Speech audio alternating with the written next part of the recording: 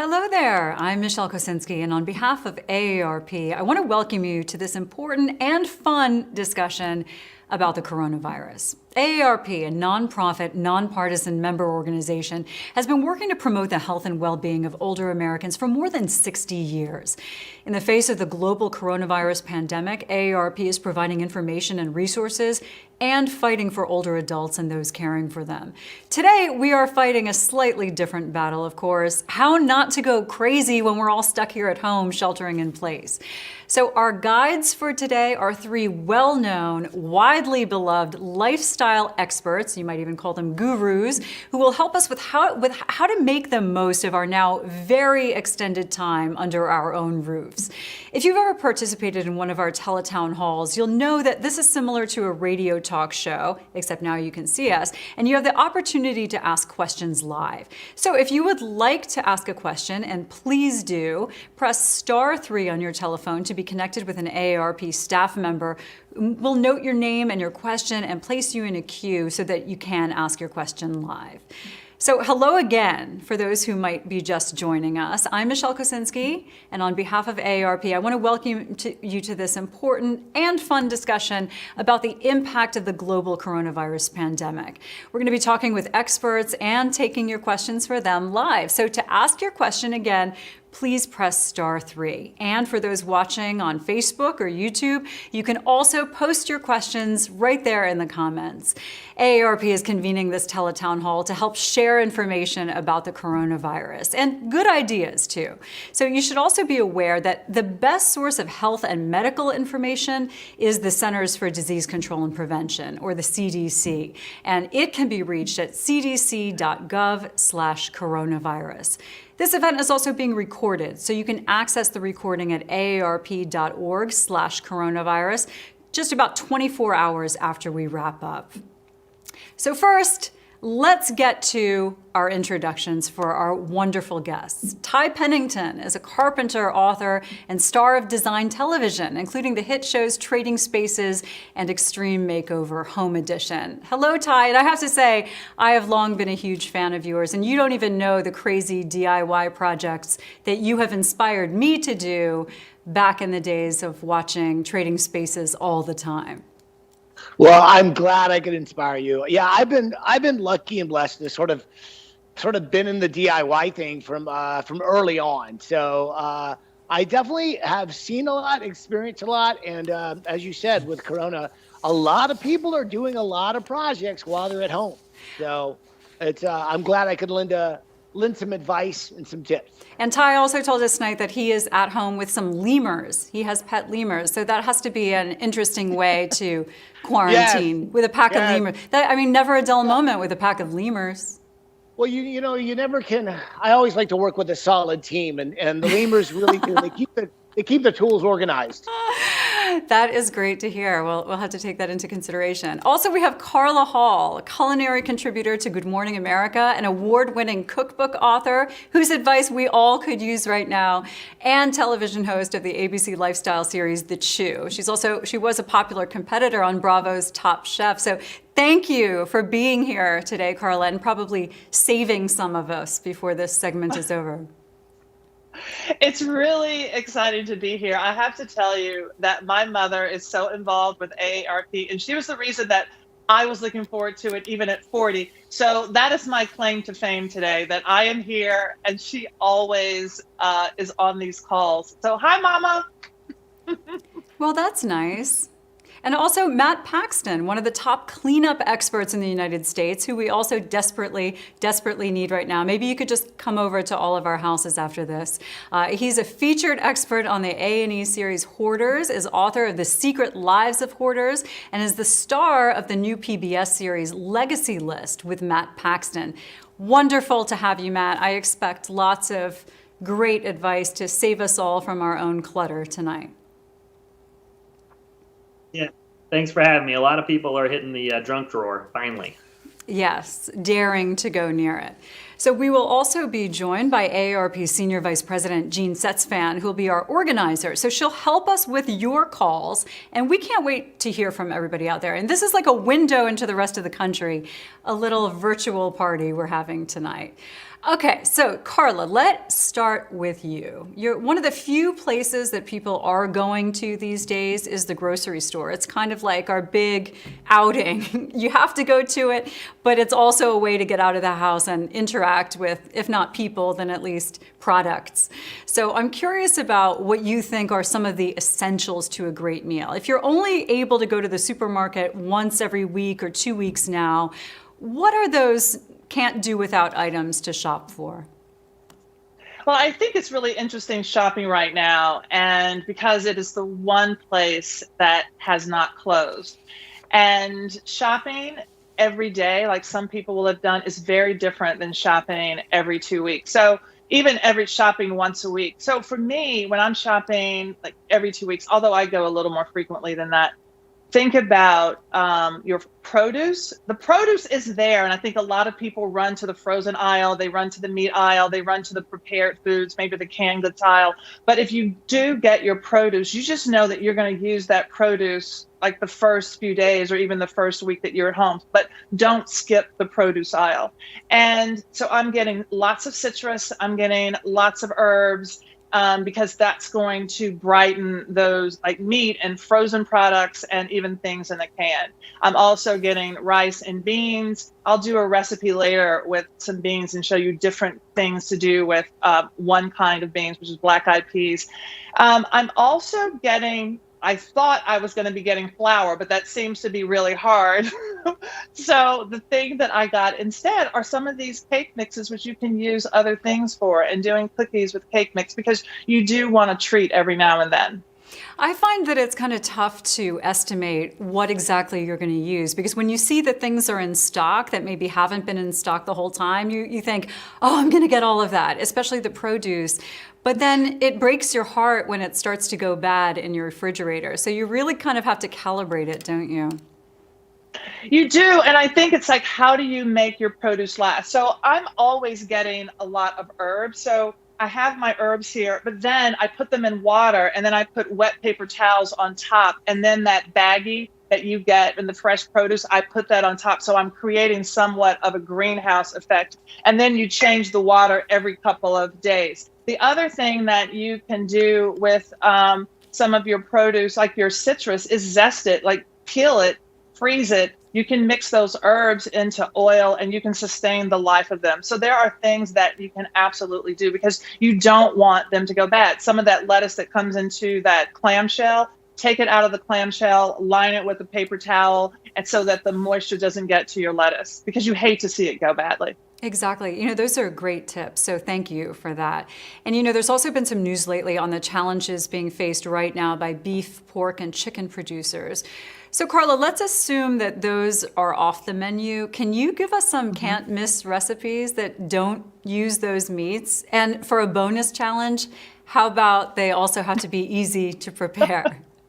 I love the bonus challenge. Yeah. All right. So the produce that I talked about, eggplant, sweet potatoes, cauliflower, roasting an entire sweet potato and cutting it in half and searing it in a cast iron skillet is going to be delicious. And then you pile on herbs and even black beans and spice and things like that. The eggplant, same thing, cutting it really thick so it feels like the center of the plate item versus your meat is going to be really delicious. You hear about whole roasted cauliflower and cauliflower steaks. That's going to be really good. So my go-to really is tomatoes with onions and garlic stewed, and then I'll throw in some herbs or spices, and that's my base, some stock. I might add roasted vegetables to that. I could also add, you know, a meat or something, but we're not talking about meat. So then those roasted vegetables are thrown in there, and it's absolutely delicious. Those vegetables can be fresh, they can be frozen, or they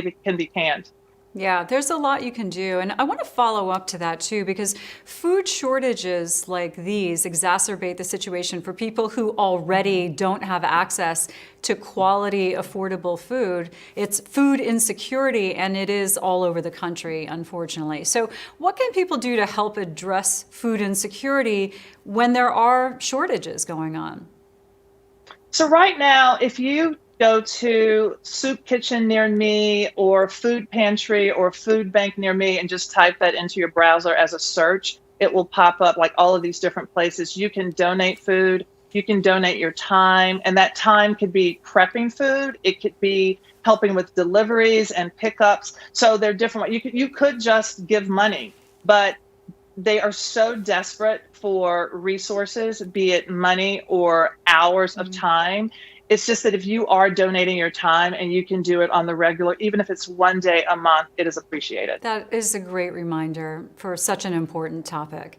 And I know AARP has been working on the issue as well by fighting for more funding for programs like Meals on Wheels that really help people with food insecurity and help with nutrition for low-income seniors. And we now have lots of questions coming in too, so I think we should get to some of these for Carla. And I'm going to remind everybody, just press *3 at any time on your telephone keypad to be connected with AARP staff so you can share your question. And again, if you're watching on Facebook or YouTube and you have a question, just post it there in the comments. So let's introduce Jean Setzfand now with AARP to help facilitate all of those calls. Hi, Jean. Hi, Michelle. Great to Delighted have to be you. here. Excellent. Thanks so much. So, do we have a first question for Carla? We certainly do. We have Gwendolyn from New York. Great. Gwendolyn from New York. What do you want to talk about tonight? Hi. Hi, everybody. Hi, Carla. I love you on the tube. My question has to do with cutting back on recipes. I've been doing a lot of cooking, but it's just for myself and for my daughter. And so many recipes that I see are for 4 people, 8 people, 6 people.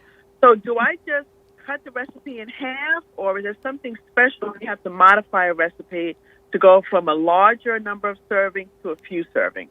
And thank you.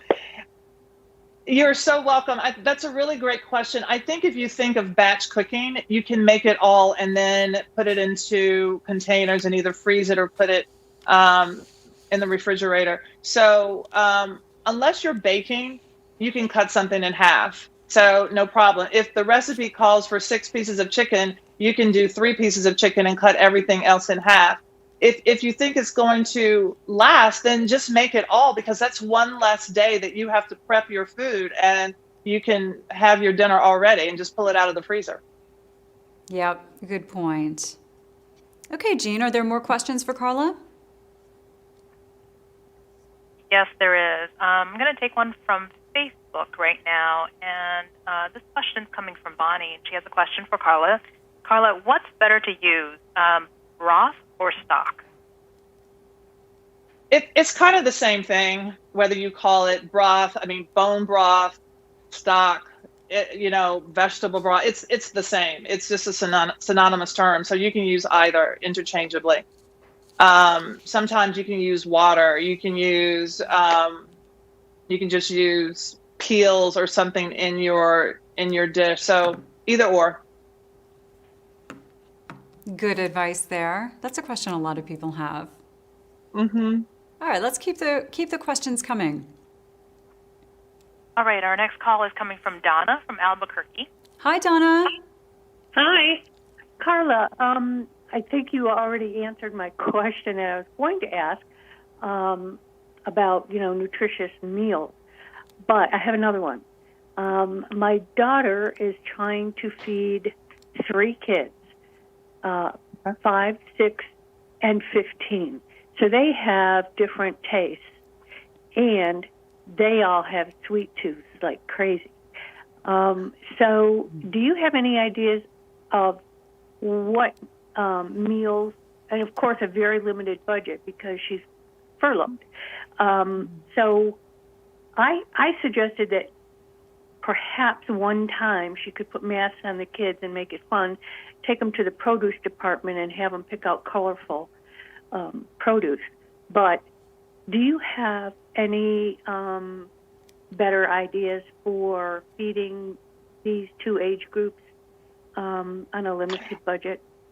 I think that's a really good question, and healthy. So I never start. I want to tell you right now that I have a quick little recipe, which I didn't do. And I think it's something that everybody's going to like. And this is with black-eyed peas. So I have black-eyed peas here, and you can make a hummus. Most kids like hummus, and it's the same ingredients that I would use for a black-eyed pea salad. So I have black-eyed peas, and it can be any bean whatsoever. It's just olive oil, vinegar, some chili flakes or not, tahini, some garlic, salt, and then you put it in the food processor, and then you get this, and you can do any vegetables. And I like to grill my vegetables, but I grill celery, I grill green beans, and then here's some fresh carrots, which are sweet. And the kids can pick their own vegetables, even if they toss them in oil and they put them in the oven. Most kids, if they're involved in the cooking process, they will eat it. The other thing that I do with the black-eyed peas is make a little bit of a salad. And so I have cucumbers, same ingredients, cucumbers, tomatoes, garlic, some onions, and then scallions, and I chop everything up and I toss it in a quick hot sauce vinaigrette. And that doesn't even have to be spicy hot. But I think that if you find something where you can do a couple different ways, and then if you put the hummus with the salad on a pita, so if you have, or like a wrap, and you can grill the wrap, that's also fun. So I really think that there are things that they can do and get involved in the process and have them actually make it. So everybody's involved. And then for that sweet tooth, I have some balls here that are peanut butter and prunes and oatmeal and some honey. And I just put it in the food processor. And here I have these cute little balls. So I hope that helps. Yeah, I think that's great. I like the visuals too. What do you think a lot of people are doing out there? Are you sort of seeing a return to the Great American Casserole of like the 1970s? Is some of that stuff coming back? It's all coming back. I think also people are surprising themselves. I think they are getting back to cooking. We're cooking more now than we ever have been before. We're cooking all of our meals at home for the most part. And so I think people are willing to try. They're willing to forgive themselves. Like, it doesn't work out. I'm like, oh, well, let me try it again. So I think that people are surprising themselves. One-pot dishes are definitely at the top of most people's list. Yeah, that definitely. Because they don't want to do the dishes. Yeah, that too. That too. And for me, I'm one person at home while my family is stuck overseas. So it's weird cooking for one person. It's like you can do whatever you want, but you know, you either have too much or one night. So I'm glad people are asking some of these questions. I think there's sort of something for everybody in there. And are there some more questions for Carla out there? Next one is coming from Joyce from Texas. Great. Hi, Joyce. Welcome. Hi. What's your question? My question is, I was wondering what you could make that would be either sweet or for a vegetable meal out of tofu. Wait, did you say sweet? Yeah, can you make anything out of tofu that would be like a dessert? Ooh, that's interesting. Mm-hmm. Absolutely. So you can use silken tofu. I wouldn't use the extra firm tofu. I would use silken tofu, so it's creamy. If you take silken tofu and chocolate, so if you melt your chocolate and you put it in the food processor, and then you have your silken tofu and some sugar, and you whiz it up, maybe a little bit of vanilla, some cinnamon, then you can actually make a mousse, and it would be absolutely delicious.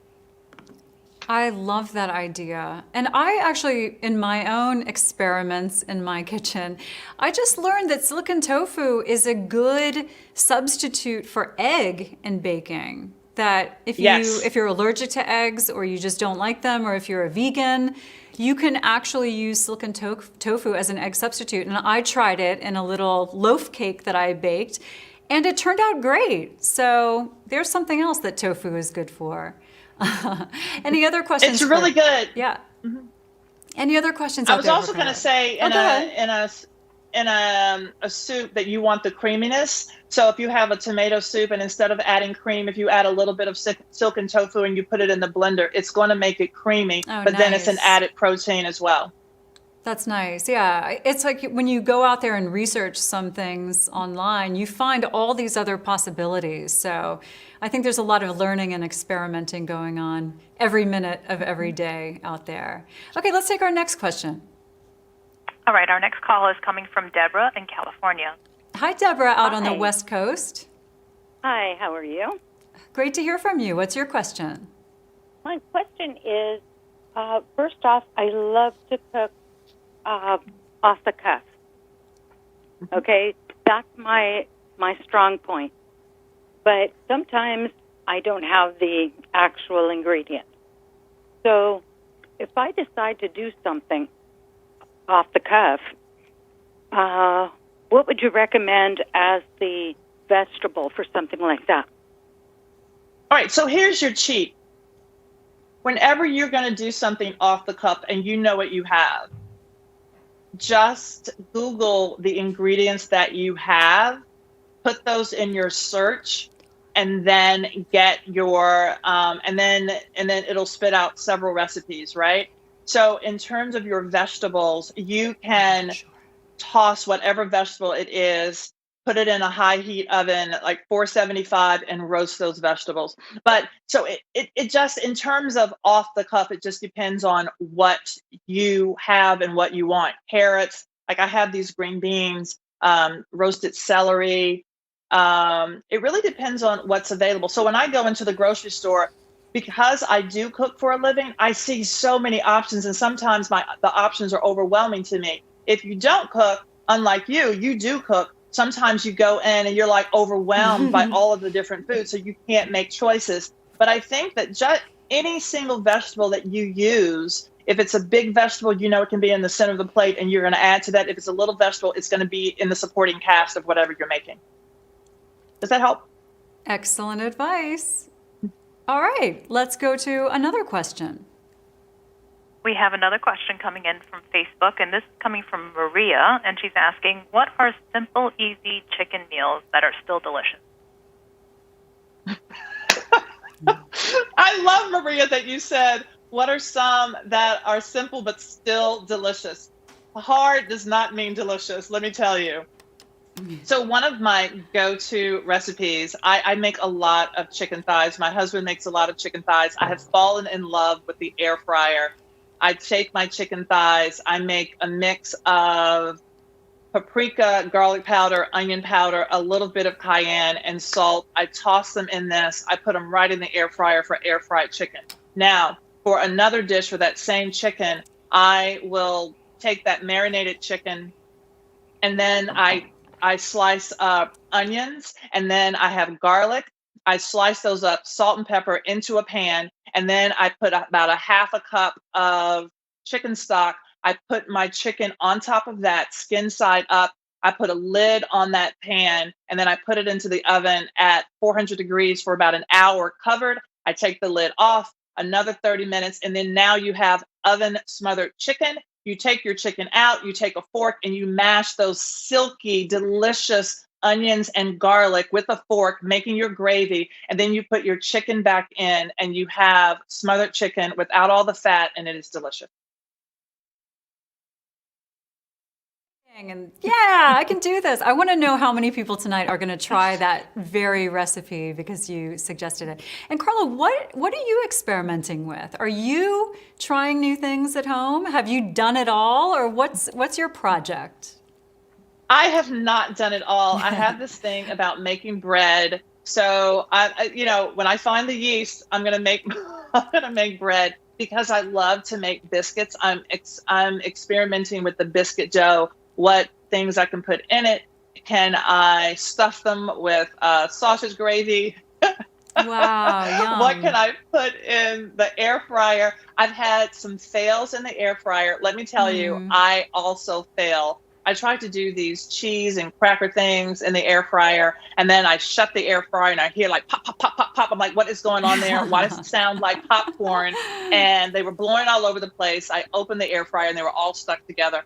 So, I have my fails, but the thing is, you learn from your failures. So I don't consider them failures. I just consider them a try, and I learn. So I'm learning about the air fryer. Yeah, and now many people have time to finally do that cooking experiment that they've always wanted to do. Like when I mentioned that I was looking for an egg substitute, you can Google something and somebody somewhere has tried it, right? So there was this one woman who baked like 18 cakes in one day just so she could see what was the best substitute for eggs. So I love it. Now we have time to do things like this. Let's take another question for Carla out there, Jean. All right. This, I think, is the last question for Carla, Okay. and this is coming from Anna from New Jersey. Welcome, Anna, from my home state of Jersey.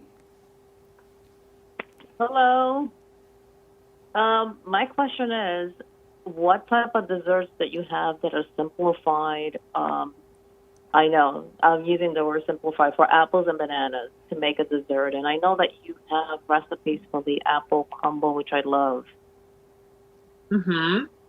So for the apple, you can hollow it out, and then you can do a mixture of oatmeal, brown sugar, like Calvados, maybe some butter and cinnamon and whatever, like sweet spices like cardamom. Mix all of that up and hollow out the apple, and then push that into the apple, and then you can bake them. And that can be 1 apple or it can be 4 apples. You're going to bake it at 350, a little bit of apple juice in the bottom until they're soft.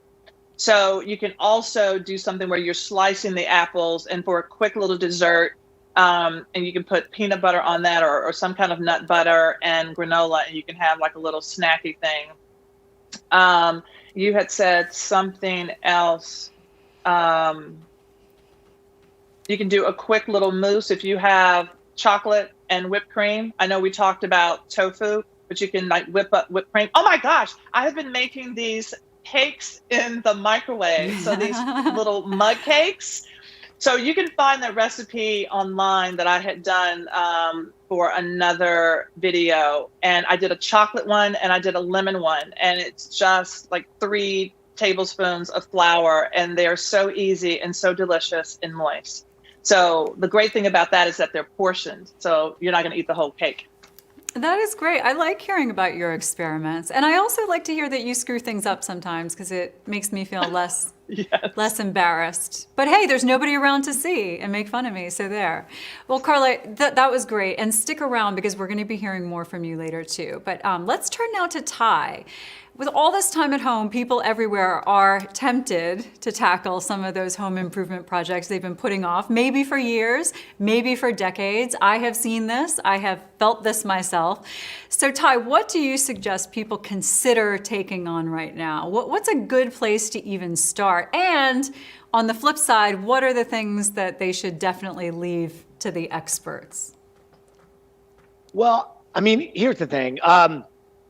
There's a lot of things that I think people can take on, but one of the things that I think everyone's really trying to do is, because we're stuck in this one place, it's doing that list that you didn't want to do, but now you know you have to do. And sometimes it's not the fun stuff like cleaning your gutters, fixing drywall patches, cleaning your baseboards, and then doing touch-up paint. But it could also be something as crazy and fun as switching your toilet to a bidet, which I took on. But there's a lot of projects I think that let's just say, involve a paintbrush, a spackle blade, and it's really just cosmetic. But I would definitely have people stay away from anything that's electric, that is, dealing with your foundation, structural. But if you're putting paint on a wall, if you're doing wallpaper, if you're doing projects that make any areas in your room look better, then I say go for it. But I think the one thing everyone's doing is doing all those fix-it projects that they've been putting off. And I mean pressure washing your deck, because I've been doing all of these as well. Yeah, so you mean I shouldn't jack up my house and work on that foundation? Just kind of, I got the jacks ready. No, but It happens. You're right, because I put off some, I feel like the projects you tend to put off are the ones that once you do them, you're like, oh, this is so easy. It only took a couple of hours. Why did I put this off for 10 years? However, I'm finding that the stuff I put off, now I realize, oh, this is why I put it off, because it's so annoying. So there's a lot of that out there. But I wanted to ask you, for people who might have parents living at home, or for people who want to stay in their homes as long as possible, how can they use this time to make plans or update their houses so that they can stay in place? What are some things that people can do, for example, in their bedroom or bathroom? Well, one thing is for sure. I mean, I'm even experiencing, right? I would have never thought that I'd be living with my mother again, but it does happen. And luckily, she's quite hilarious. So we keep ourselves entertained. But I think you're seeing more of that. I think people are converting sheds into like little cottages that family members can start to stay with them. So there's lots of things you can do. What I like to do too is try and convert things into more storage. Let's face it, we don't really ever have enough storage. I mean, we have closets, but there's just never enough room. And so a lot of people are converting, like, let's say it's your formal dining room, turning that into an office where you could add more storage, where you could actually work on things with your computer or a desk, because how many times do you actually use a formal dining room? So I think you're going to be seeing a lot more of that, converting rooms into functional spaces instead of just rooms that look good that you just walk through. That's interesting. Yeah. And it takes getting to a certain point to finally admit, okay, I haven't used this dining room once in how many years? Right. I'm never going to use this. Or it's time to turn that room that's just full of junk into something else. So that's a good point. Also, with a lot of people who are looking for new ways to generate some income or make a place for family or caregivers living nearby, you mentioned this. What do you think about adding that accessory living space, like the mother-in-law unit or the granny flat? Tell me something about getting started on a project like that and what you should keep in mind. Well, I think the first thing is like, you need to make sure that's really going to happen, because once you convert a space that was just for storage into a place where someone has to live, you have to remember you got to bring in climate control. You have to bring in, light, windows, etc. But once you confirm that that's happening, I think it's smart for everybody to sort of have an area that can be converted into an extra bedroom, an extra space. My mom actually stays in the room right next door to mine, so I'm already thinking about moving her outside myself. I'm kidding, but yes, I think, and you need more room for those lemurs to multiply too. That's right. That's right. I'm going to have nightmares about that tonight. Oh, but they're so cuddly. They're great. They're so great. They make a mess, but they're fun. We want to see them before this is over. I want proof that there are lemurs living in your house. And the fact that they haven't ripped up your house, I think that's kind of amazing in itself. They're very temperamental. I think I've got them on some relaxers right now, which is great. So no, I think that's a real thing. I think people are converting their garages into small, like, one-bedroom apartments. I think we're going to see even more of that. And the trick is whether or not you can run electricity. But the other real trick is whether or not you can tie plumbing in to your existing plumbing, and that's harder than one might imagine. Yeah, that could be more than some people want to bite off. But also, as people stay home with their kids more and more and get more and more annoyed with the teenagers, that garage is kind of looking like a great extra apartment.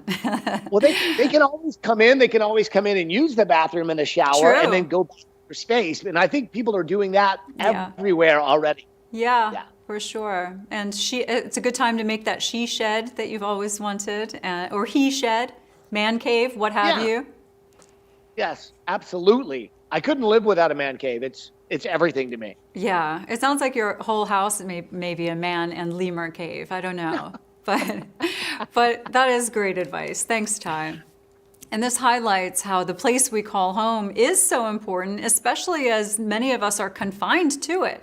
And I know that AARP representatives are working at the federal, state, and local levels to make sure that people have safe, secure, and connected places to live throughout this crisis. That includes fighting to prevent evictions for people, as well as utility and broadband disconnections. So let's take more questions now from our callers out there. And here's another reminder to ask your question. Just press *3 on your phone. And if you're watching on Facebook or YouTube and you have a question, you can just post it in the comments. So Jean, who do we have next for us wanting to talk to Ty? Who doesn't want to talk to Ty? Exactly. Well, let's begin with Brian in Nebraska. Hi, Brian in Nebraska. Hi, how are you guys doing today? Welcome. Thank you. Go ahead. What's your question? Can y'all hear me? Yep. Okay, yeah, the question I've got is that we bought a house that was a 14-year-old house, and when we bought it, the shower steam kind of streams down the walls in all three bathrooms. We've tried replacing the fans with more powerful vents, and we even found one of the vent tubes had the flap set to close by mistake by a set screw inside one of the vent tubes. So we backed that out and released the flap. But even after replacing the fans, we still have the same issue in all the bathrooms. Don't know if there's anything else we can try or... That's an interesting question. What do you think about that, Ty? So I'm just curious, what's leaking down the wall? Is there water, or what exactly is leaking down the wall? Shower steam. The shower steam. The steam the shower from the shower. Yeah. Okay, that's an interesting thing because honestly, I think I just posted this on my Instagram the other day, maybe yesterday. But I put a steam shower in my bathroom and downstairs, and I only tiled the ceiling on the part that has the glass in, with the door shut, right? But sometimes when you're walking in and out of there, the steam comes out, and because of that, it's affected the drywall at the top, and so it's been flaking and coming down. So I've had to patch that just to cover up where it was flaking off because, as you know, moisture and humidity will make drywall and flakes just peel right off. It sounds to me like you've got way too much moisture happening in there. I would suggest two things. You know, there's this stuff where you can get rid of, it's called damp rid or something like that gets rid of moisture. Maybe you could try that. But it sounds like you need an extra vent that's going out maybe of your attic that can let that air out because it's staying trapped inside your bathroom or whatever room you've got. So is there any way you could put a second vent in that's just an air release? Because that may be what you need. Thoughts? Yeah, I think our caller, I don't think that they're on the line that long. They can just listen from that point. But that's good advice. Yeah, look into that. Okay, Jean, who else is out there? We have Wendy from Facebook, and Wendy's asking Ty, are certain repair people considered essential now? Plumbers, electricians, etc. I really need help. Well, yes. Okay, electricians, absolutely, and here's why. You just shouldn't take on too much electrical on your own. Now, if you want to switch out a ceiling fan, you want to switch out a light, if you've got somebody who's done that before, or you've got a neighbor who has, call them. The most simple thing you need to do is just make sure the breaker is off. I cannot express that enough. But if it's like really rewiring an entire room, or you've got some issues with your breaker box, call in a professional. Now, as far as plumbers go, you can try and do simple things. I literally, I just converted my toilet into a bidet, which I'm going to tell you, talk about saving toilet paper. This is a huge way to save on TP, and it's also so refreshing, and it turns into a water fountain as well. You're going to love it. But here's what I'm saying. If you have other problems with plumbing, and let's just say you've got septic issues and things are backing up and things are overflowing, you're going to want to call a plumber because that's, let's just say, a sticky situation that you're going to, let's just say that is absolutely a crisis that you're going to want a professional for. For sure. For sure. All right, let's see who else is out there. Our next caller is Marta from California. Hello, Marta. How is California? Hello. I have a patio that it's a nice big patio, but I'd like to enclose the top. It's open where the rain just goes through. So I'd like to enclose it to just allow for a better sitting area and protect it from the rain. Are there any suggestions that I can still keep the same because the rest of the patio is still very strong and sturdy wood. I don't want to just toss it and start all over. Yeah, there's a couple of options.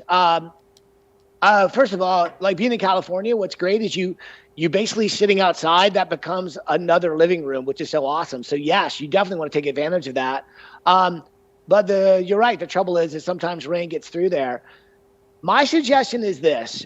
You can do it the good old-fashioned sturdy way, which is you just put plywood over the top and then you put shingles, etc.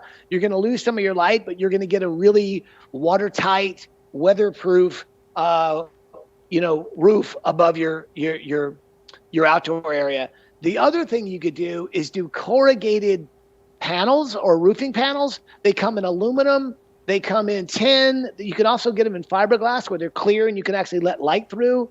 They use them sometime on greenhouses. They don't last as long because high winds can sort of damage them, etc. But they look beautiful for quite a while. They're super cheap and easy to install. Got it. Okay. Hope that helps. Yeah, I think that's great advice. You have something for everything, I think. So let's see what other. Hopefully, nobody calls with like a big urgent problem that needs help right away. Like call 911. It's leaking right now. Yeah, I'm in 4 feet of water. God forbid. Okay, let's see who else is out there with an interesting question for us. Jean. So we have Joan from Facebook, and in the coronavirus social distancing environment that we're in. Joan's noticing that more and more neighbors are trying to set up quote-unquote front yard sitting spots to be able to chat with neighbors in the evening. Any good ideas around DIY projects on this? Oh, that's interesting. A social distancing, social party space. So I've noticed that as well. And let's face it, I mean, all over America, people they're getting lawn chairs and they're distancing themselves at least 6 feet apart. But that way they can see each other, they can have a beverage, and they can communicate.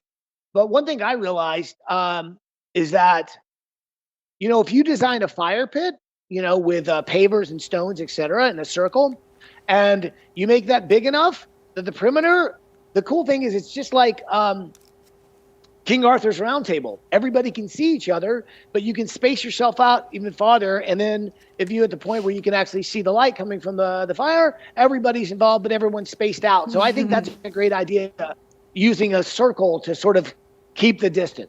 Very nice. And I want to remind everybody out there, if you are joining us on the phone, then press *3 on your phone to be able to be put into the queue to ask a question. And if you're on Facebook or YouTube, then you can just add your question to the comments. So Jean, is there somebody else out there with a pressing question for Ty? Yes, we actually have Stephanie from Wisconsin. Hi, Stephanie in Wisconsin. Hi, how are you doing today? Is it warm where you are? Kinda. Great to hear from you. So what's on your mind? What's on my mind is I live in about a 900 square foot apartment, and I have and the condominium that I'm in is probably close to 50 years old. The kitchen has not been remodeled, and of all the rooms, the kitchen needs a remodeling. I need to repaint. I need to repaint the cabinets or get new cabinets. I need to replace the floor, and I need to take the wallpaper off of the wall because it's getting pretty old. I was just wondering if he had any suggestions on what to do first or how to do this, and what's the least expensive way to do it if I have to space it out over a couple of years. Great.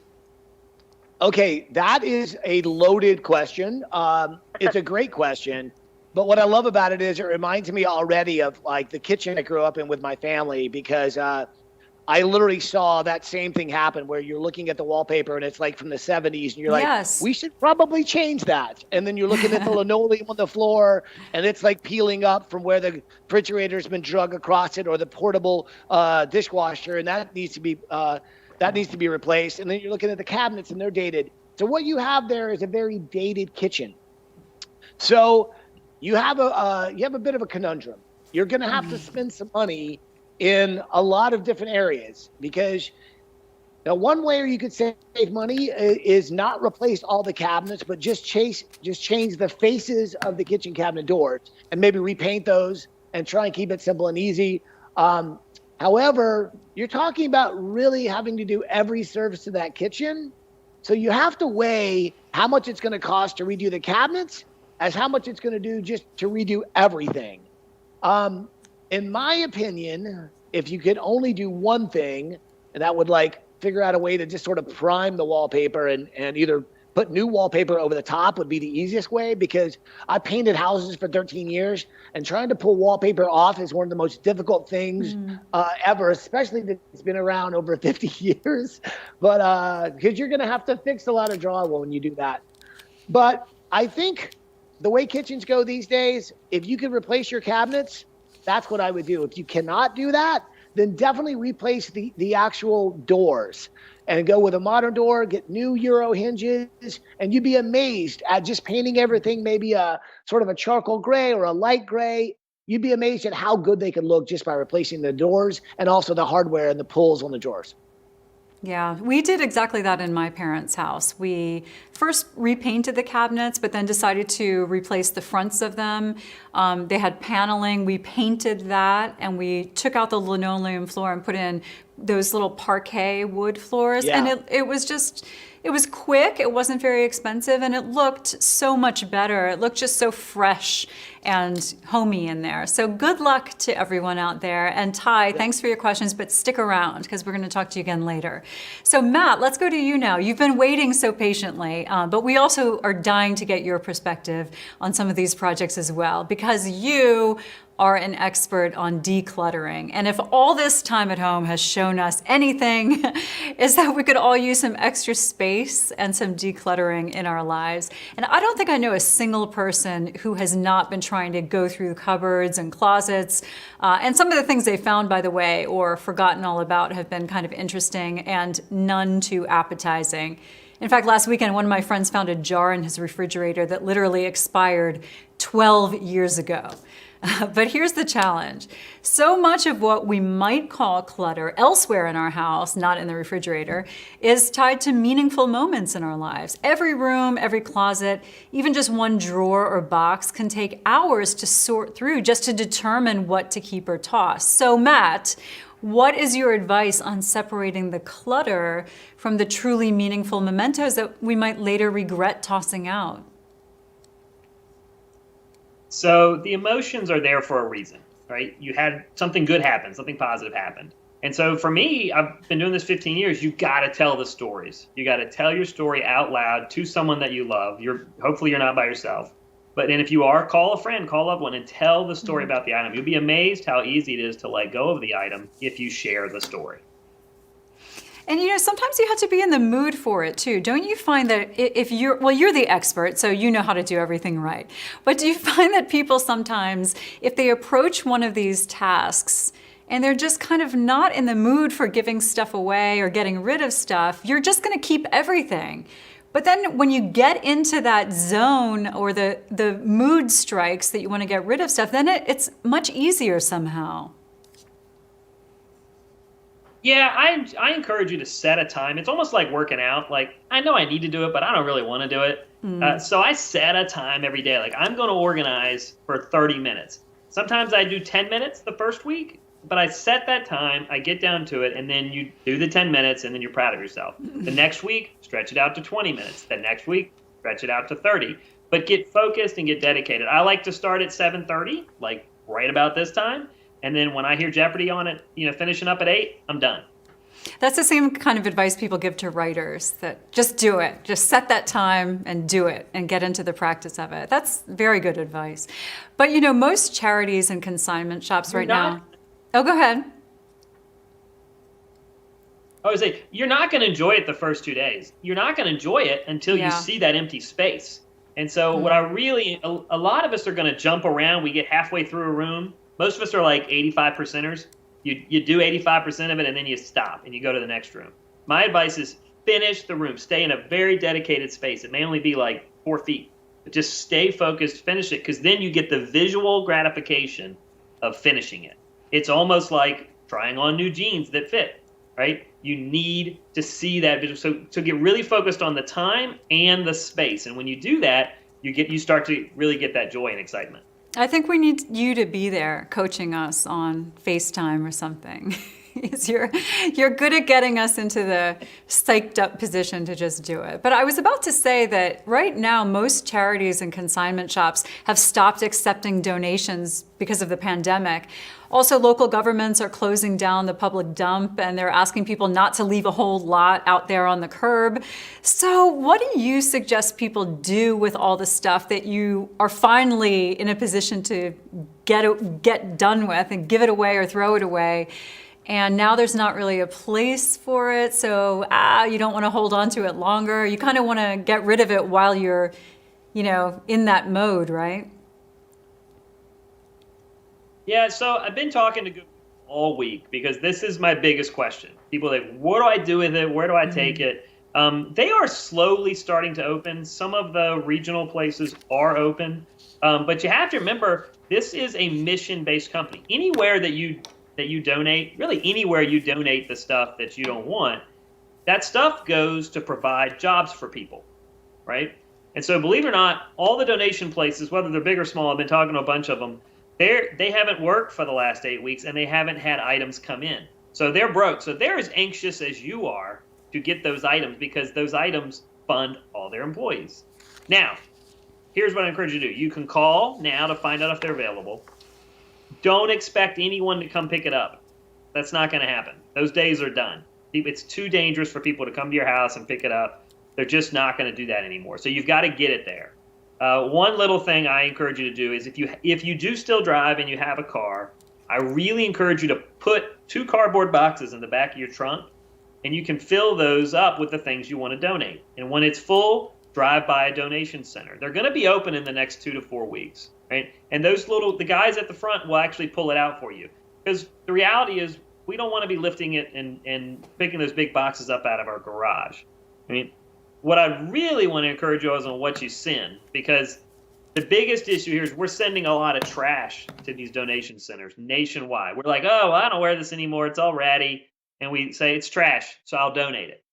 They don't want your trash. They need your good stuff. I had a guy that used to work for me, and he had been homeless at one point. He had done some time, and he had really gotten his life back. And this lady said, well, that sweater's all nasty and ratty. You can throw it away, or you can donate it. And he said, well, ma'am, I'm homeless. I'm not ugly. I need your nice stuff. Right? And so I thought that was a great way to say it. You've got to get focused on giving stuff, to make space for the stuff that the renovations that Ty's going to help you do. You've got to get rid of some good volume. So get real on your clothes, get real on your photographs, get rid of all that stuff, and get rid of the space so that you can actually make more space. But don't your trash goes to the dump. If you feel bad about how much trash is on the curb, then it's time to stop. Once you get guilty about it, then you know it's time. This is like a good pep talk, and it is kind of making me feel guilty for not getting rid of more stuff. So thank you for that, Matt. And going through somebody's personal papers can be really emotional. And what do you suggest for people who are doing this now? They're going through records and photos and just the personal things of loved ones. That can be a heart-wrenching job. Yeah, this is really hard because a lot of the people listening right now are caregivers for their loved ones. And so there's an event, there's something happening. You're not dealing with these papers unless you're forced to. You're not thinking, hey, I want to go through the really hard stuff right now. Right? You got to know your facts. This is the number one question on paper I get all the time, which is, what do I keep? What do I not keep? Right? On accounting, on your taxes, it is 7 years. That's a legit term. Anyone says from 7 to 10, it's 7. Right? You do need to keep 7 years back. On legal work, it's 5 years. Right? And here's the big one. People ask me all the time, how long should I keep the will? Forever. You keep the will forever. That's the big one. I would digitize those 3 things if you can. Should you get a scanner and try to digitize everything? No. Take it to FedEx, Kinko's, pay them $30. They'll scan everything for you, or give it to your grandson, give him $10, let him scan it. I mean, you don't need to waste your time with the technology side of that. Just get it scanned. But everything you do get rid of, you've got to shred. Shred, shred, shred, shred, shred. I cannot stress how important it is to shred all these old papers. because, and I mean your old mail too. All right, even your old mail, your junk mail from the banks, shred that stuff. Your bank statements. By the way, you don't need any of your old bank statements. None of them. You can shred them all. All right. I don't care if it's last month's. You just need the most recent. That's it. I think this is a great time to call your catalog companies and get off the mailing list. That will decrease your mail quite a bit. You're wonderful for saying that, because I think about this literally every single day. And I even get angry at these companies like, you know, I'm not interested in that. How did I even get on your list in the first place? I think about all the paper that is wasted, not necessarily sending a nice catalog, but sending it to people who would never be interested in whatever that thing is. So, Matt, thank you for bringing this up. You're going to make me in tears. I'm so happy that you brought this up. What should you do? How do you free yourself of the catalogs? Catalog, look, just the two things, you know, I'm glad that I'm last, because cooking with your friends and cooking with your family and even cooking for yourself, that's joyful. That's exciting, right? And that was from Carla. The stuff from Ty, he is dead right. I am seeing so many of my clients making space either out of their garage, out of the dining room, or a new shed, an independent ADU in the back for mom to move in. Ty, I am as well. My mother has moved back into my house during this thing, and we're making space. Yay, right? for moms. But the junk holds us. Yeah, dude, it's awesome. I love it. The junk holds us back. It makes us depressed, and the catalogs are a daily reminder. Yes. It's like a daily weight. Like, just get rid of them. Just stop. Put them in the recycling, but call every single one. And I do like 5 a day, right? Just keep the stack for the whole month or the whole 2 months. And then every day, take 5 off the top, call them, say, take me off your list. They have to by law, and get rid of it. So you just have to call a number, like the customer service number on the catalog, and that's all you need to do? That is great. Yep, that's all you need to do. And I don't want to get into a hornet's nest here, but on the digital side too, on your email, you can just hit unsubscribe on all these as well, because the email weighs you down as well. Yeah, I find that the email is easy, and it really does work when you unsubscribe, and I always tell people to do that.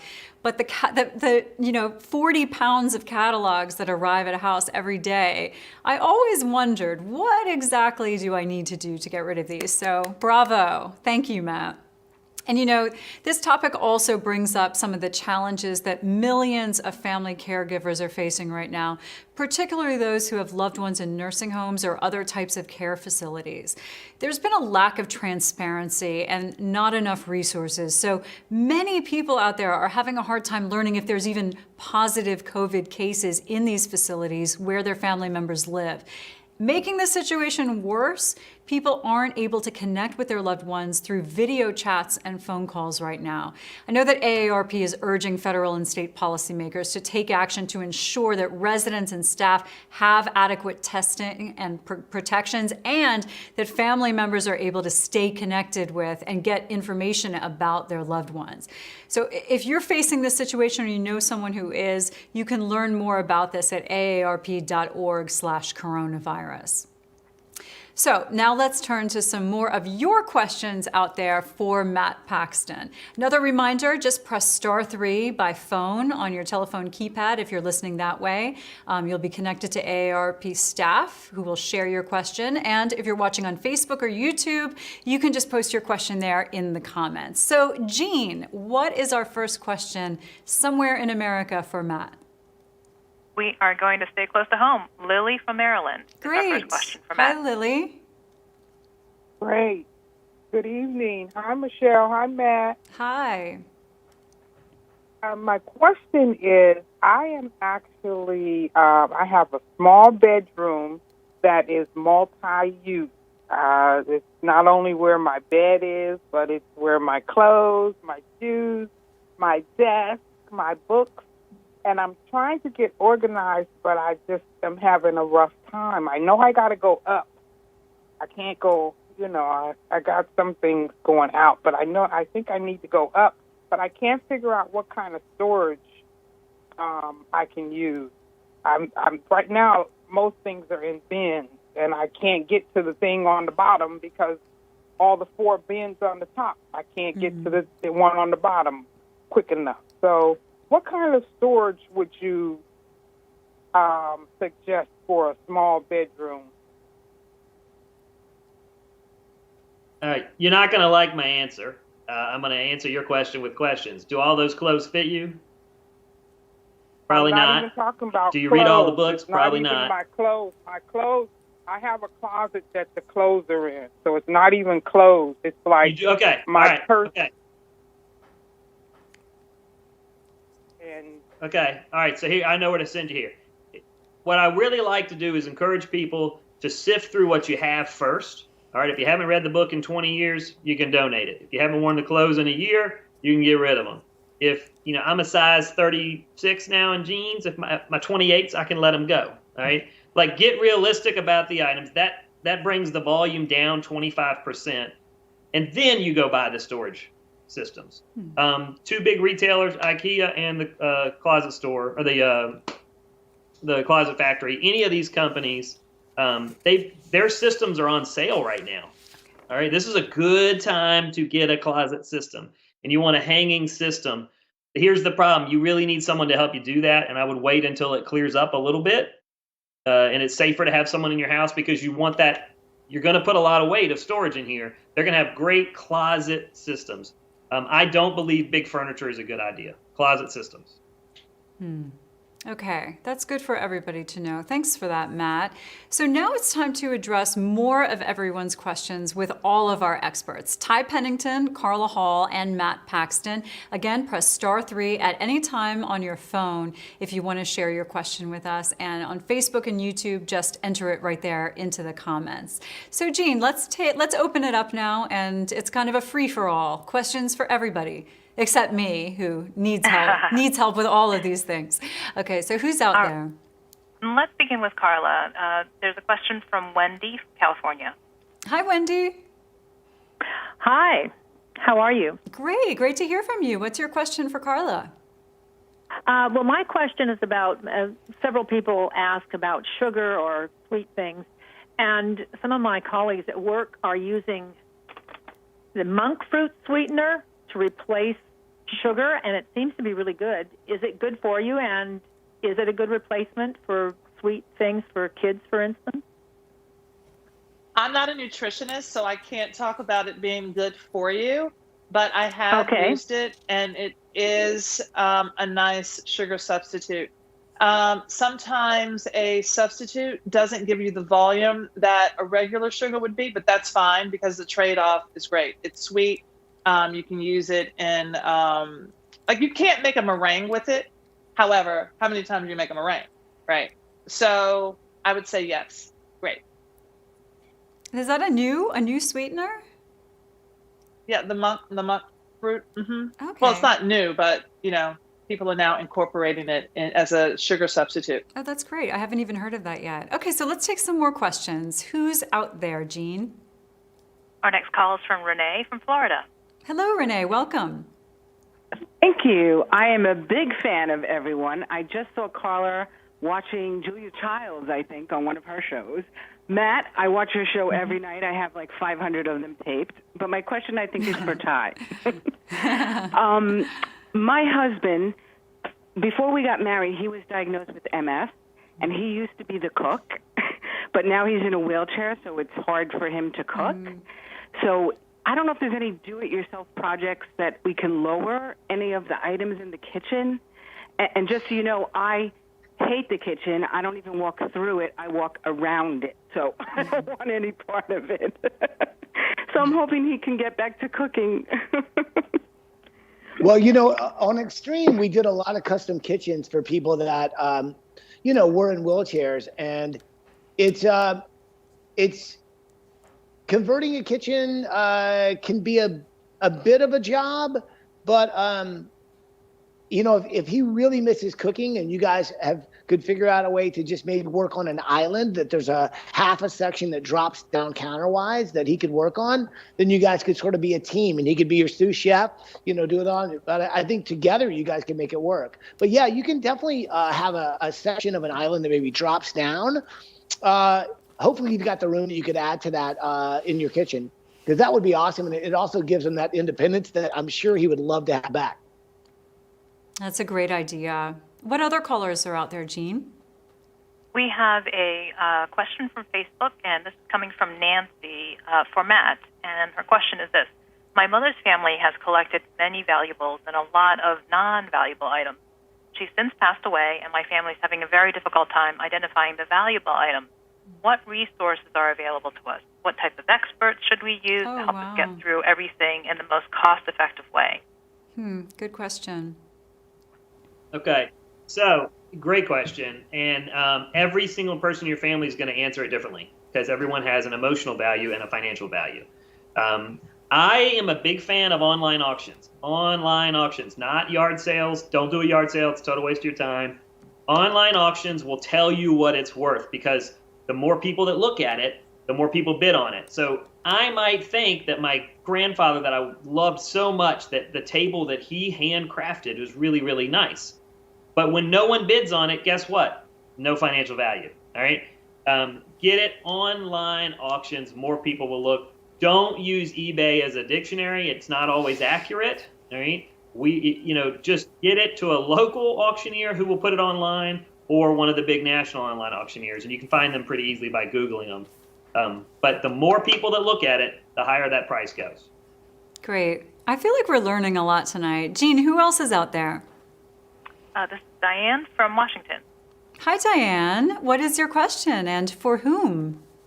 Hi. My question, I guess, is for anybody that can help me figure out how to easily build a garden, a raised bed garden. I collected all the pots from around the yard, put all these vegetables in them, and now I just want it to be a little more organized, look a little better.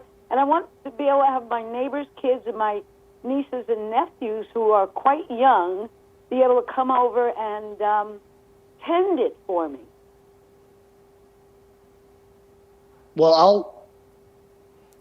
It's a great idea to have kids work in the garden. First of all, I know. That was my first summer job. It was more like mowing the garden, but still, it's a good start. There are so many ways. I'm sure even Carla can tell you ways to start a really great herb garden. That's a good start. Another thing you could do too, if you just have some PVC buckets, any kind of containers that, if you don't want to go out and buy planters, any kind of container that's plastic, if you drill a hole in the bottom that can turn into a pot. If you want to do something that's already in the ground, another thing you could do is just with wood is build something that's tiered that actually gets bigger as it goes up. That way, as it grows, it all gets light and comes all the way down. Those are just some thoughts, but I think kids working in the garden and having fun in the garden is great. They learn so much about growing things themselves, and they're taking care of something, which is, I think, really good as well. So great idea. And Carla, I think you wanted to add. Yeah, go ahead. Yeah, I just want to add to that exactly what Ty said. And this is only through osmosis because Michael Simon loves gardening. So with that big bucket, you drill a hole, you put the gravel and then the soil, then that way they can drain. But also a regular pallet, that some of those pallets that are being thrown away, when you go to like Home Depot or some of these big box stores, they have pallets that you can use. But I think you said you have all of that. Yeah, I think our caller can't respond again, but I would like to build a magnet that would lure all the local kids to come work in my garden as well as on my house. Do you think is there a magnet for that? Okay, Jean, who has real quick. Oh, go ahead, Matt. I want to say on the building side of it, I think don't be afraid to go online for the Nextdoor website or the Free Cycle website or even Craigslist, just to see if there's somebody local that can come build it for you for not a lot of money. This is a great time to discuss pricing. Whatever the price is listed for labor, that's not the price anymore. Don't be afraid to haggle and see what you can do. And you can still do it very safely. Great. Okay, so let's go for more questions. And so callers, I just want to remind you that you can ask a question by pressing *3 on your phone. Or if you're watching on Facebook or YouTube, just post it in the comments. I love this technology. It's working. It's working. Who else is out there, Jean? Our next caller is Gloria from Maryland. Okay, great. Hi, Gloria. Oh yes, I'm here. Hello. We're great. What's your question? Oh yes, my question was how do I dispose of? I mean, I know how to dispose, but it's so much bills and, like mortgage and all those papers. Can I just put them in the trash and put them in recycle without taking off the address and the name? Oh, that is a great question. Because I have electric bills, water bills, a lot of bills. Got it. School bills for school and everything, all name it, I have it. But I can't buy another thread, so I don't know how to get rid of. Okay, that's a good question. Yeah, so she has a lot of papers, but not a shredder. So Matt, barring going out and buying a shredder, what's the safest way to get rid of that stuff? This is a great question. For me, it's you can do what we call it a poor man's shred. You do it yourself. Manually shred these things on it. As it comes in, shred it out. She's got a volume issue.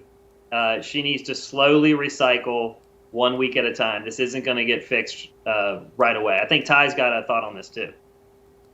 No, I was just being funny. I was saying put it in the blender, but it would take forever. Okay. I think Carla would have a problem with that. Patience is the issue here. Your blender is for your tofu Patience experiments. is the issue here. It's not for your bills. Make pesto, ask Carla, with a blender. Fact. Yeah, I made phone bill pesto last night, and it was not good. Not good. Okay, Jean, who else is out there? All right, we have Michelle from Georgia, and she has a question for Ty. She asked, great. Hi, I'm 69 years old, and my mom is 94, living with me. My bedroom is on the main floor. Her bedroom is on the main floor, and mine, the master, is upstairs. We want to age in place. How do I go about finding a qualified professional to help me create a master bedroom on the main floor? Okay. Well, you're kind of in luck, and here's why. 20 years ago, you would have to just, sort of ask anybody in your street that hired someone and go with word of mouth. But these days, there are websites like porch.com, other places like that, where you could look up the houses in your area. You can see what they've had done to them. And if you go to that, they'll show you the people that have worked on the house, whether it be a carpenter, a plumber, etc. You can see the reviews they got and all the above. So that's your best bet, because you're going to be able to see the work they've done. You can be able to see what value that's going to bring to your home. It's also going to be able to, you're going to be able to see what other people have said about working with that individual. But I think that's a challenge a lot of people want to do is expand what's on their existing house. The challenges you have is how much easement you have before you hit the property line of your neighbors.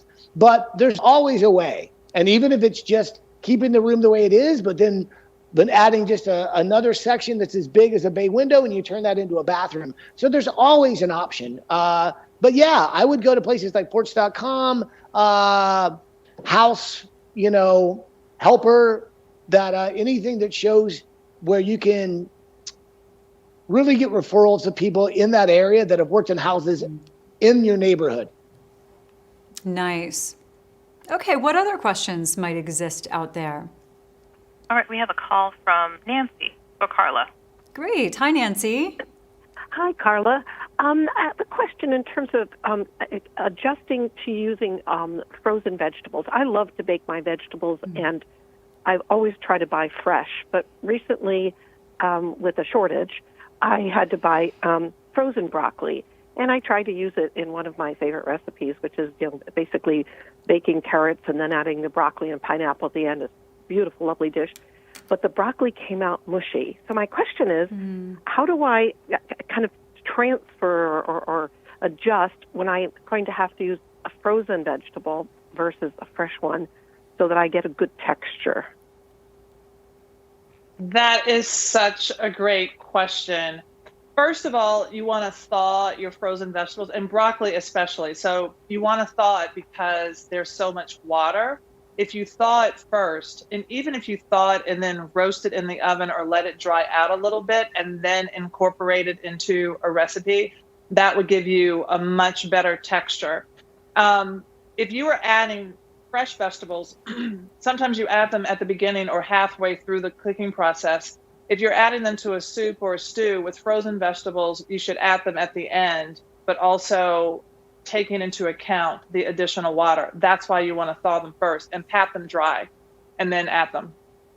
So hopefully that helps. I also want to mention about the caller who talked about their husband who loves to cook and who is in a wheelchair, and she does not like to be in the kitchen. I had a friend who was in a wheelchair, and one of the things that we did for her was to get a burner, like one of those really big induction burners, and bring the kitchen down to her, even if it's a table, so that he can roll up to the table. I mean, obviously be careful, but that way he creates a stove without creating like a stove.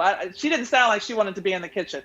So I think a table and putting an induction burner, and then you need the proper pan for the induction. So you can just buy like a separate burner and then it can just plug into the wall, or do you need to get like a separate electrical unit for that? No, it just plugs into the wall. Oh, that's good to know. Okay, Yeah. great. What other questions might be out there waiting for us?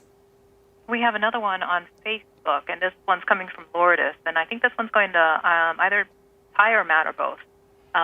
What do you keep in hard-to-reach closets? I don't utilize it as much since I want things within my reach. I keep guitar cases, because when you take guitars out, you have to store them somewhere, because eventually you're going to have to put a guitar back in it. So, Matt, don't get on my case about this. Yes, that was a pun. So because they can go up top, but I would say whatever you don't use a lot and you don't need, which Matt's going to say throw out, I say put it up there. Yeah, or sometimes I'll take seasonal stuff. Like when it's summer, I'll take winter coats and I'll put them up there. Yeah. And, and it makes you shift things around yearly, but then it's kind of like the stuff that you need is closer and the stuff you're not going to use for a while is farther away. But what say ye, Matt? I put the clothes that you think you're going to get back into, but you really know you're not going to get back into, they go in there. The luggage goes in there, and Christmas tree ornaments. Ah, yeah, that's good. There's always Christmas tree ornaments to be stored somewhere in some crevices of your house. Any other questions out there? Absolutely. This one's coming from Ruby from Virginia. Great. Hello, Ruby. Hi. I have a question concerning houseplants. I'm finally growing some plants now in my kitchen area because of good lighting. But I want to incorporate them into other areas in my house. What can I do? Ooh. Well, that's a trick. The thing is, houseplants are a little finicky, so they need to be right by windows. But they also, here's the problem I have: you need to be home to water them. But if you can get, just make sure you get the plants that grow in low light. Make sure they're by a window. And the other thing you can do, if they make these things now, that if you're like me and forget to water them, you can get like a bottle. And it has a little tap that screws into it, and it lets it drop out just slowly. And you can actually anybody who travels a lot, that's a great way to keep the plants alive. But yeah, house plants are fantastic. They're a little finicky, but just keep turning them. And I hear if you talk to them, they love you back. Got it. Okay, Jean, what other questions are there? All right, we have a question from Frederick in California. Hi, Frederick. Welcome. Thank you. Interesting program. I have a question. My wife passed away years ago, and she used to make a sloppy joe. We put on biscuits, or not biscuits, but the buns of sort or bread, and I enjoyed it, but I don't know how to make it. Okay, Carla. Okay, I guess that would be for me. Matt, do you want to step in? Because it's sloppy joes, you mean? Yeah, no, I'm just kidding. So, hi, Frederick. I think there are a couple different ways, and even if you don't have the recipe, what I would suggest you do is look up the Sloppy Joe recipe. Try to recall and remember what you felt about the recipe. A lot of times people are thinking, because I don't have the exact recipe, I can't do it. But your food memories are a lot stronger than maybe your visual memory, but your taste memory is there. So was it sweet? Was it tangy? Was it tomatoey? Was it saucy? Those kinds of things. Was it herby? So you can look up a recipe, start with the recipe, and then you tweak it based on your memory. I get this all the time. And a lot of times people want to recreate a recipe that was their grandmother's or their spouses or their moms, and they can't recall it because they're trying to be so exact, like to the measurement. But if your heart is into recreating it, you will get it. I hope that helps. Yeah, I think that's great advice. Okay, Jean, anybody else out there? Yes, we have another Facebook question from Matt, and this is coming from Boot Black, and he's asking, my sister is taking care of paperwork and documents for my sister and needs a better storage solution. Any motivation, ideas for getting that done? Yes, I knew I would get this question. I just go to Target and get your basic easy bucket, but the key is you want it to be the waterproof bucket. Look at the lining, that blue lining right there. That makes it watertight sealed. These are like $10, $12 at Target or Walmart. I think Sterilite is the manufacturer. You want it to be sealed so that it doesn't get moisture in it. And I limit myself to 2. 2 for pictures, 2 for paperwork. If you give yourself 8, you'll fill 8. So just limit it to 2. And Matt, on that, I recently tried to do that with some plastic boxes for decluttering and storing things like Christmas ornaments. But when I went to my local store, first of all, I found that they were kind of expensive. And secondly, I found that they were really heavy, so that when I put everything in them, the box itself seemed to add so much weight and bulk. So are there any other options for doing that other than just your good old-fashioned cardboard box, which unfortunately isn't moisture tight? Yeah, I mean, you can actually go to the office supply stores and get they're basically like plastic folders, and they'll limit you. The issue there with your boxes, you're right, is if you fill a big box with all paper, it's too heavy, right? And so you want to have a smaller box there, but a smaller box for paper doesn't work. So I would get the big folders. They're like 8.5 by 11, and get 2 or 3 of those. But what I'm forcing you to do is you'll save as much as you think you have space for.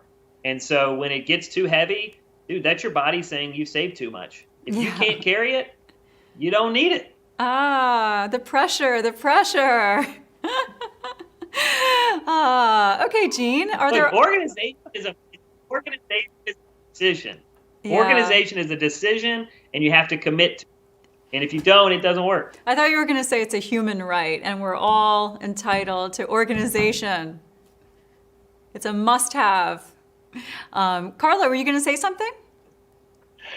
No, this is how I feel about luggage when you're going on a trip. If you can't carry it, you shouldn't bring it. And so if I bring that, what you're saying, Matt, if you bring that into your life at home, it makes so much sense, which I don't do. I'm a pack rat. But when I travel, that is my rule. And so you're reminding me that I have to just bring that way of thinking into my home. Yeah, it's hard though, because I feel like if there's something you like, you say, well, I might use this one day. And then it might be years later, but that day comes along. And then you say, this thing is perfect. It's perfect. And I'm so happy I didn't get rid of it. But there's a time and place for everything, I guess. And sometimes you just have to get rid of it. You must. Okay, so Jean, is there anybody else out there? Yes, we have Alicia from North Carolina. Oh, hi, Alicia. Welcome. Yes, hi. Thanks for having me. So I was wondering, the question is for Ty or anybody who would like to chime in and provide some other more detailed advice. But I was wondering, about converting my 2-car garage into a mother-in-law suite, into a studio apartment. And so I was trying to figure out an economical way to do it and putting everything in, the water, appliances, the flooring, cooling. What is the economical way to go about it, and trying to figure out how much would it cost and who would I get involved with the project? I'm going to defer you to checking out some of the websites that you can go to, like porch.com, house. I forget the name, but if you look it up, and basically it's like a house advisor, that kind of a thing, and you type in the same question that you just asked us, which is like any additions that have happened in the neighborhood, converting a garage into an apartment, and then see the work that they've been done there. You can find out how much it cost them, how big it was, how difficult it was. There's literally chat rooms you can ask the people that they hired to do that. Because to be honest with you, with one question like that, I'd have to know so much. Like right now, is the house built out of 2x4s, or have you got cinder block? Is there a way that you can cut windows in? What is the plumbing situation? So there's so many questions you'll need to ask someone. And I'd also just make a simple call and bring in a construction guy or a building inspector and just find out if you can actually get away with doing it. Do you have the room on the property? Are you allowed to be able to do that? And how difficult it would be. But yeah, this is one of those things where you're going to have to ask somebody in that area that's right in your neighborhood. If they've had an addition, ask those guys and see if they can come over and tell you what they would do and how much they think it would cost. Good place to start. Okay, thanks, Ty, and thanks, everyone. But before we go, Ty, Carla, and Matt, for our lightning round, if you will, we want you to share with everybody out there what is inspiring each of you during this trying time for really everybody on the planet. And we can go clockwise. Carla, let's start with you. Well, two things come to mind. Mother is the necessity of invention. A lot of times we're going to the grocery stores and we don't see what we can find. And the second thing, frustration, is the ability to do work. And there was a 4-H'er that I just spoke to the other day, and she just discovered her love of sewing when she decided to make masks for essential workers in our neighborhood because she wanted to do something for the community. And she was like, in her wanting to do something for the community, she was like, oh, I really like to sew. Now she's actually doing it. So I think in this time, what I see is that people are discovering things about themselves, and it's very inspiring. Oh, that's so nice. Yeah, I agree. It's like going back to basics and kind of the old way of doing things. And it's enjoyable in some ways if there's ever any bright sides to this. So Matt, how about you? What's keeping you inspired? Man, I'm loving my time with my family. I mean, I'm just spending a lot of time with my kids, and I'm finding out these crazy, awesome things about my sons. And when I read my emails, all my fans and all my clients, they're doing the same thing. They're spending more time with their family. And so I just encourage people, whatever you heard from any of us tonight, do it with your family. Just keep doing it with your family, because your life's going to get better if you do. I love it. I'm honestly rather enjoying this time, to be honest. Yeah, I mean, if you're lucky enough to be healthy and you can survive for a period of time financially, then you have something you haven't had in a long time, and that is time. So I've seen a lot of great ideas of people making the most of that time. How about you, Ty? You know, it's interesting. I love what everyone has said. And I think there's a lot that is inspiring in this moment. For me, it's really, it's how neighbors are really starting to help other neighbors, because they're realizing that somebody can't go into a grocery store, or you're realizing the person that lives down the street is an elderly person and they need help just getting things that they didn't know they needed. And you're really starting to see one neighbor helping another neighbor. And to expand on that, it's also a time where you're realizing how important small businesses are in your community.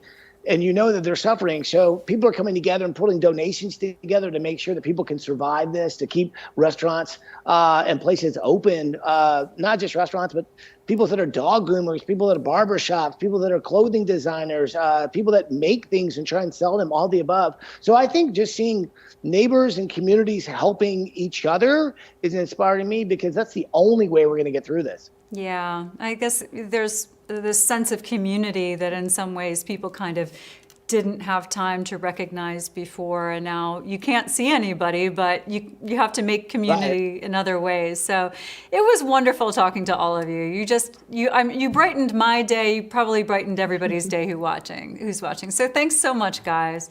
This has been it's been fun. It's been informative. Thanks to everybody for answering the questions, and thank you to everybody who asked those questions. Also, thanks to you, our AARP members, volunteers, and listeners, and everybody who's joined in. AARP, a nonprofit, nonpartisan member organization, has been working to promote the health and well-being of older Americans for more than 60 years. In the face of this crisis, AARP is providing information and resources and fighting for older adults and those who are caring for them. All of the resources that we referenced, including a recording of today's Q&A event, can be found at aarp.org/coronavirus on May 15th. Again, that web address is aarp.org/coronavirus. We hope that you had as much fun as we did watching and participating in today's event, and maybe learned some things that help keep you and your loved ones healthy and occupied while at home. Ideas are always a great thing. Also visit aarp.org/coronavirus for details about upcoming conversations, as well as information you need about the coronavirus. Thank you so much. Have a great day. This is the end of our call.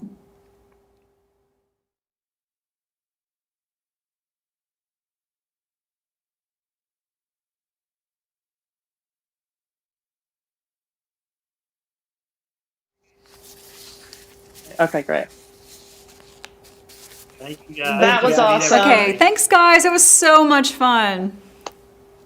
Thank you. You were fantastic, Michelle. Great Ty job, and Matt, everyone. I feel like there were so many things that I was like, I wanted to write them down. And I'm such a hoarder, but I'm a closet hoarder. Yeah, me so too. Me too. Thank you, guys. But well, I'm in DC every week, so yeah. I'm up there every week, so I'll do it. Yeah, thanks so much, you guys.